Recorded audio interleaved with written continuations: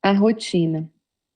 A natural transformação social decorrente dos efeitos da ciência aliada à tecnologia, a partir do século XIX, impôs que o individualismo competitivo pós-renascentista cedesse lugar ao coletivismo industrial e comunitário da atualidade. A cisão decorrente do pensamento cartesiano na dicotomia do corpo e da alma ensejou uma radical mudança nos hábitos da sociedade, dando surgimento a uma série de conflitos que irrompem na personalidade humana e conduzem a alienações perturbadoras. Antes, os tabus e as superstições geravam comportamentos extravagantes, e a falsa moral mascarava os erros que se tornavam fatores de desagregação da personalidade a serviço da hipocrisia refinada. A mudança de hábitos, no entanto, se liberou o homem de algumas fobias e mecanismos de evasão perniciosos, impôs outros padrões comportamentais de massificação, nos quais surgem novos ídolos e mitos devoradores, que respondem por equivalentes fenômenos de desequilíbrio. Houve troca de conduta, mas não de renovação saudável na forma de encarar-se a vida e de vivê-la. De um lado, a ciência em constante progresso, não se fazendo acompanhar por um correspondente desenvolvimento ético-espiritual, candidata-se a conduzir o homem ao milismo, ao conceito de aniquilamento. No outro sentido, o contubérnio subjacente apresenta um elenco exasperador de áreas conflitantes nas guerras e ameaças de guerras que se sucedem nas variações da economia, nos volumosos bolsões de miséria de várias ordem, empurrando o homem para a ansiedade, a insegurança, a suspeição contumaz, a violência. A fim de fugir à luta desigual, o homem contra a máquina, os mecanismos responsáveis pela segurança emocional levam o indivíduo que não se encoraja ao competitivismo doentio à acomodação, igualmente enferma como forma de sobrevivência no báratro em que se encontra, receando ser vencido, esmagado ou consumido pela massa crescente ou pelo desespero avassalador. Estabelece algumas poucas metas que conquista com relativa facilidade, passando a uma existência rotineira e neurotizante, que culmina por matar-lhe o entusiasmo de viver, os estímulos para enfrentar desafios novos. Rotina é como ferrugem na engrenagem de preciosa maquinária, que a corrói e arrebenta. Disfarçada como segurança, emperra o carro do progresso social e automatiza a mente que cede o campo do raciocínio ao mesmismo cansador, deprimente. O homem repete a ação de ontem com igual intensidade hoje, trabalha no mesmo labor e recompõe idênticos passos. Mantém as mesmas desinteressantes conservações, retorna ao lar ou busca os repetidos espairecimentos, bar, clube, televisão, jornal, sexo, com frenético receio da solidão, até alcançar a aposentadoria. Nesse ínterim, realiza férias programadas, visita lugares que o desagradam, porém reúne-se a outros grupos igualmente tediosos e quando chega ao denominado período do gozo-repouso, deixa-se arrastar pela inutilidade agradável, vitimado por problemas cardíacos que resultam das pressões largamente sustentadas ou por neuroses que a monotonia engendra. O homem é um mamífero biossocial construído para experiências e iniciativas constantes, renovadoras. A sua vida é resultado de bilhões de anos de transformações celulares, sob o comando do espírito, que elaborou equipamentos orgânicos e psíquicos para as respostas evolutivas que a futura perfeição lhe exige. O trabalho constitui-lhe estímulo aos valores que lhe dormem latentes, aguardando despertamento, ampliação, desdobramento. Deixando que esse potencial permaneça inativo por indolência ou rotina, a frustração emocional entorpece os sentimentos do ser ou leva-o à violência, ao crime, como processo de libertação da masmorra que ele mesmo construiu nela encarcerando-se. Subitamente, qual correnteza contida que arrebenta a barragem, rompe os limites do habitual e dá vazão aos conflitos, aos instintos agressivos, tombando em processos alucinados de desequilíbrios e choque. Nesse sentido, os suportes morais e espirituais contribuem para a mudança da rotina, abrindo espaços mentais e emocionais para o idealismo do amor ao próximo, da solidariedade, do serviço de enobrecimento humano. O homem se deve renovar incessantemente, alterando para melhor os hábitos e atividades, motivando-se para o aprimoramento íntimo, com consequente movimentação das forças que fomentam o progresso pessoal e comunitário, a benefício da sociedade em geral.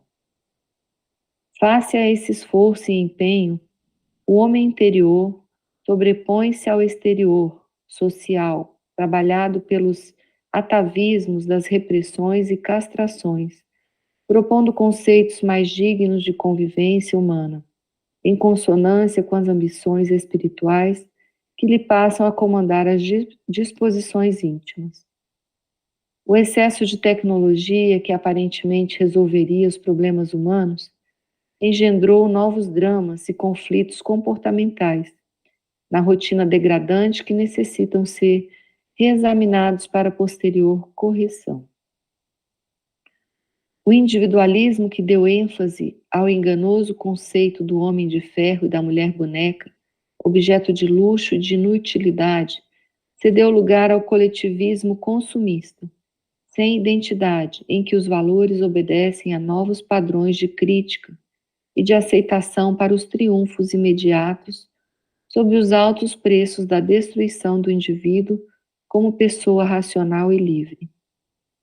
A liberdade custa um alto preço e deve ser conquistada na grande luta que se trava no cotidiano. Liberdade de ser e atuar, de ter respeitados os seus valores e opções de discernir e aplicar, considerando naturalmente os códigos éticos e sociais, sem a submissão acomodada e indiferente aos padrões de conveniência dos grupos dominantes. A escala de interesses apequenando o homem, brindando com prêmios que foram estabelecidos pelo sistema desumano, sem participação do indivíduo com célula viva e pensante do conjunto geral. Como profilaxia e terapêutica eficaz, existem os desafios propostos por Jesus, que são de grande utilidade, induzindo a criatura a dar passos mais largos e audaciosos do que aqueles que levam na direção dos breves objetivos da existência apenas material. A desenvoltura das propostas evangélicas facilita a ruptura da rotina, dando saudável dinâmica para uma vida integral em favor do homem e espírito eterno, e não apenas da máquina humana pensante a caminho do túmulo, da dissolução, do esquecimento. Muito bom. Dá um resumão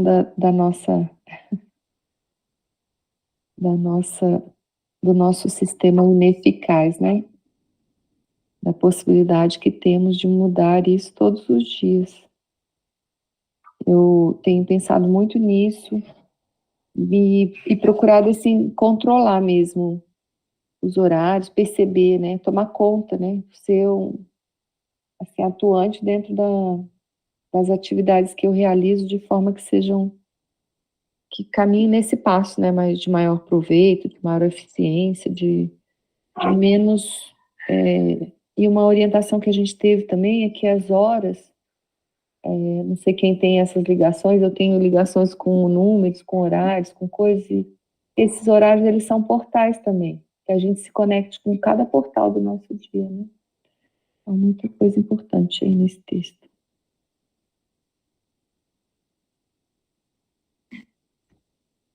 Esse final de semana, eu tive uma conversa com a Unina sobre duas palavrinhas que eu acho que nesse texto trabalham bastante. Quando nesse texto ele fala sobre essa questão da rotina, quando é uma rotina que ela não é proveitosa, quando ela é ineficaz e vai trazendo a estagnação do espírito. Essa conversa que eu tive com a Wina, eram duas palavras que elas não são muito comuns, que é neofilia e neofobia. O neo, ele vem de novo, né? E o filia seria uma apressão, algo que é uma atração, uma facilidade para coisas novas. E neofobia é quando a pessoa ela tem o medo de coisas novas, né? Prefere ficar só ali na rotina, sem mudar nada. E no caminho espiritual, essa simples flexibilidade mental de estar buscando conhecer, de estar buscando novas vivências, novas energias, mudanças internas, né? Então, isso não só do ponto de vista externo, mas também do ponto de vista interno, quando a gente vai buscando aquelas mudanças constantes, aquelas reciclagens internas que nos permitem estar sempre se reformulando, se reestruturando, porque a vida ela é assim, a vida ela se dá nesse constante reconstruir. E se a gente for ver a natureza é um dinamismo constante, é um dinamismo aonde a estabilidade dela, ela está na reconstrução. Então era isso que eu queria colocar para que no nosso caminho a gente consiga se tornar cada vez mais a gente possa cada vez mais sermos neofílicos, buscarmos essa renovação interna constante. Então é isso. Até mais.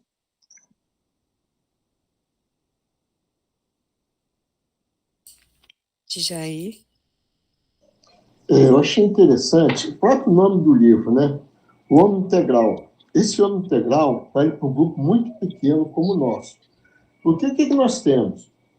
Nós temos o pensamento cartesiano que separou a alma da matéria, do corpo e tudo mais, né? Que nós já sabemos. E agora, o que nós temos? Nós estamos caminhando para uma medicina holística. Para alguns desses segmentos da sociedade, estamos caminhando para essa medicina holística. O que é isso? É a integração espírito-corpo, que eles estão interligados entre si, não são separados, espírito e corpo, e energia e matéria. Isso já é um outro passo, que nós estamos nesse caminho sendo o diferenciador, sendo o balizador para muitas pessoas que estão ao nosso redor. É só isso que eu queria falar.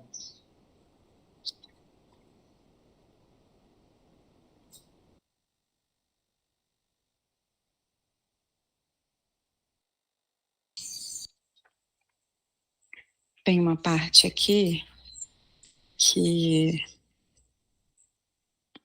ele fala da liberdade. Deixa eu ver. A liberdade custa um alto preço e deve ser conquistada na grande luta que se trava no cotidiano. Liberdade de ser e atuar, de ter respeitados os seus valores e opções de discernir e aplicar considerando naturalmente os códigos éticos e sociais, sem a submissão acomodada e indiferente aos padrões de conveniência dos grupos dominantes. Tem uma palavra que ele estuda esse processo que chama normose. É observação em relação às situações que elas eticamente, no sentido moral que ferem, né, os códigos de comunidade, mas elas são vivenciadas porque todo mundo faz. Então isso gera dentro da sociedade um processo de normose. E as pessoas já não questionam se aquilo é saudável para elas, se aquilo é conveniente. Naquela palavra, naquela frase linda de Paulo de Tarso, quando ele diz, tudo me é lícito, mas nem tudo me convém, né? Então, a gente começa a observar, não mais só reproduzir os padrões sociais. Eu brinco que esse processo de construção interior, ele é uma contracultura, porque é o momento que a gente passa a observar os nossos comportamentos, o que a gente realmente está vivendo, e evitando aquele vazio interior que de vez em quando nos assola, quando a gente ainda não está alinhada aos nossos propósitos maiores, principalmente reencarnatórios. E dá trabalho, né? Dá trabalho porque a gente precisa de processos interiores de observação, de questionamento, de discernimento. Sair do automatismo, ele requer da gente esse esforço, porque a rotina, ela é prática, o nosso cérebro gosta disso, é igual quando a gente está aprendendo a dirigir, que é tão difícil, depois a gente já vai no automático. Então, buscar isso é libertador, é liberdade, mas ela vai requerer da gente esse esforço. Jair? Eu afirmaria, é contra a cultura. Nós somos contra a cultura para chegarmos a ser o homem integral.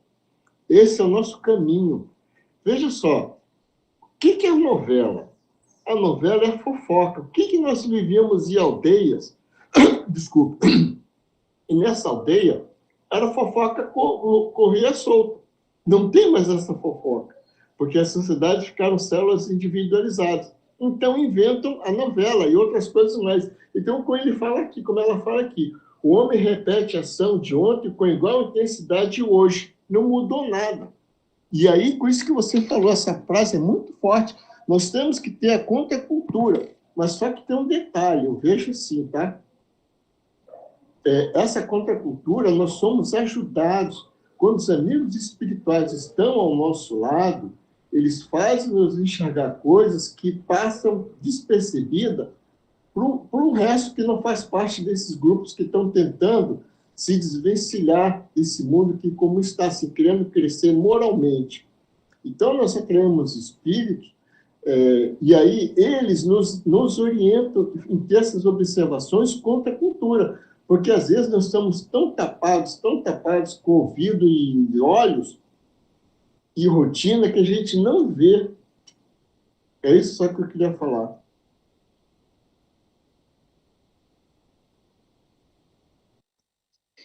Essa questão que a Oina colocou da normose tem muito, muito a ver com esse texto de hoje, ao meu ver, porque tem muitos e muitos aspectos que a gente acaba que realmente vai aceitando como normal algo, né, questões que não são harmônicas.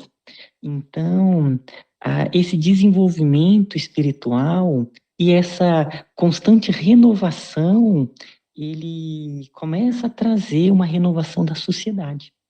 E no começo, quando ele vai falando do pensamento cartesiano, em que foi separando tudo, e a gente ainda tem muito forte isso, até as nossas próprias escolas, elas trabalham muito um tipo de inteligência que é a inteligência lógica, exata, enquanto cada vez mais, aos poucos, vem surgindo essa questão do ser integral, que são inteligências múltiplas, né? Então tem essa inteligência interpessoal, que é a relação, né, do aspecto social, tem a inteligência espacial, que é aquelas pessoas que conseguem estar ligado mais com arquitetura, com aspecto estético, tem inteligência musical e o aspecto físico, né, que está mais ligado ao aspecto do corpo, da dança, da educação física. Então, cada vez mais, nesse processo em que a gente busca essa renovação, a gente vai saindo da normose e vai desenvolvendo essa série de inteligências que elas vão ser desenvolvidas no nosso caminho espiritual. É E isso. ter a consciência que ninguém muda ninguém, né? Porque a gente, quando fala sobre tudo isso, a gente pensa muito no outro, né? E aqui também foi falado que o caminho é nosso, é individual, e a partir dessa nossa consciência, desse nosso passo para essa integração com o todo, com essa liberdade de fazer as escolhas, de sair dessa normose, né, como vocês colocam, é que vai possibilitar um olhar diferente, né, da sociedade, principalmente dos que convivem conosco, porque as mudanças, elas só ocorrem através do amor, não ocorrem impondo hábitos, pensamentos, querendo impor alguma coisa, isso só afasta. Então, quando você olha para o outro com amor, compreende, né, se torna um ser mais fraterno, mais acolhedor, mais participativo no meio, mas assim, não abre mão, né, dessa sua liberdade de escolhas, né, de valores. Então, tudo isso aí promove, né, de forma assim natural, esse desenvolvimento do todo. Mas o que a gente tem que cuidar é de nós mesmos. Acho que o Djair, depois a Glaucia. Pegando esse gancho da Neuzinha e do Ismael, ela fala uma palavra muito legal, principalmente que vive conosco, ao nosso redor, que nós sabemos quem está conosco, porque nós temos alguma dívida, ou nós temos que aprender com eles, ou vice-versa, né? Então ele fala aqui, o homem é um mamífero bissocial, construído para experiências e iniciativas constantes. Iniciativas constantes renovadoras. Essa iniciativa constante renovadora parte de cima disso que a Neuzinha acabou de falar. Como é que a gente faz essas descobertas renovadoras? Conhecendo a si mesmo. Quando a gente faz esse trabalho de busca interna, a gente sai dessa rotina, desse mesmice de sempre. E aí nós vamos trilhando novos caminhos, mas apoiados sempre em quê? A gente às vezes pensa que é tudo nós, é aquela pergunta que tem no livro dos Espíritos. Eles controlam e nos dirigem mais do que nós possamos saber. É um fato. No ato de nós estarmos aqui, nós somos canalizados para estarmos aqui. Nós somos canalizados por aquilo que a Wina falou, é contra a cultura. Que nós temos que... Nós somos assim... Somos chamados para observar certas atitudes que não devem ser replicadas. É só isso que eu queria falar.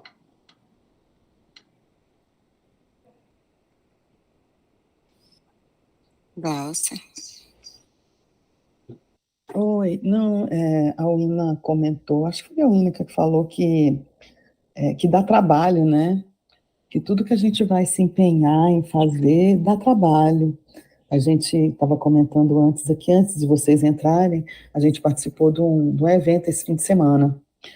Então, a gente fica pensando, estava um calor danado, cheio de gente, você levanta cedo, você vai, você se empenha, você estuda, e como diz o outro, dá trabalho.